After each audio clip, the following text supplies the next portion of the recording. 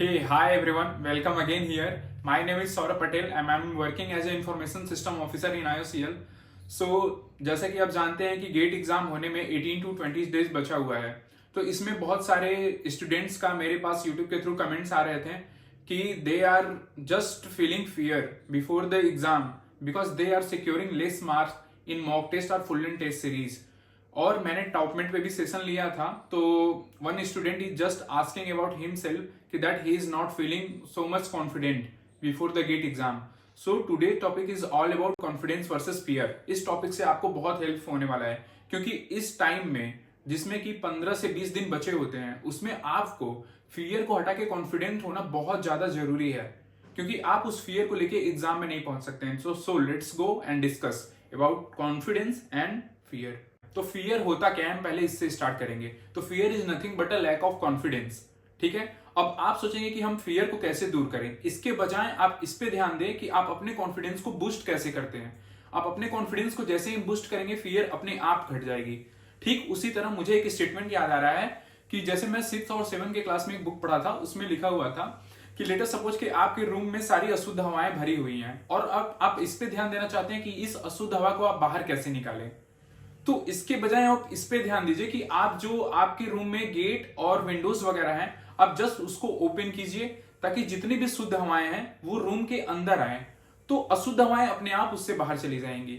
So same way में आपको अपने कॉन्फिडेंस को बूस्ट करना है, उससे आपका फियर अपने आप कम हो जाएगा। ठीक है, सो हम फाइनली जो है वो कॉन्फिडेंस पे बात करते हैं।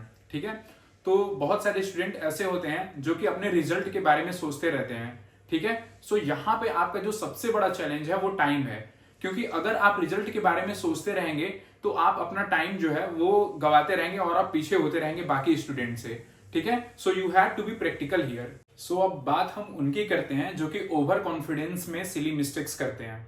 ठीक है, तो हमको फियर को अपने साथ थोड़ा सा बियर करना बहुत जरूरी है, क्योंकि जब हम ओवर कॉन्फिडेंस में आ जाते हैं ना, तो सिली मिस्टेक्स, कैलकुलेशन मिस्टेक्स सब कुछ होने लगता है। ठीक है, तो आपको ओवर कॉन्फिडेंस भी नहीं होना है और आपको हल्का सा फियर अपने साथ जरूर रखना है।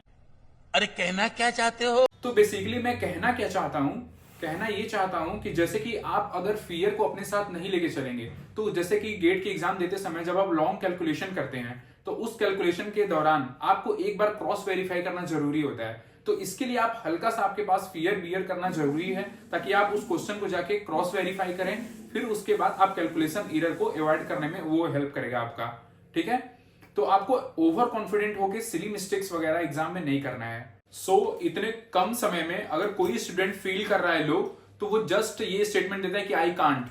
इस टाइम पे आपको ये स्टेटमेंट देने की जरूरत नहीं है, आपके पास इतने कम दिन बचे हुए हैं। सो आप just replace this statement I can't with I will try my best. Okay, so आपको मैं एक स्टेटमेंट दे रहा हूं जो अपने टाइम पे याद रखता था, और आप याद रखिए, ये बहुत हेल्प करेगा कि हारा वही जो लड़ा नहीं, हारा वही जो लड़ा नहीं, और जीता वही जो डरा नहीं।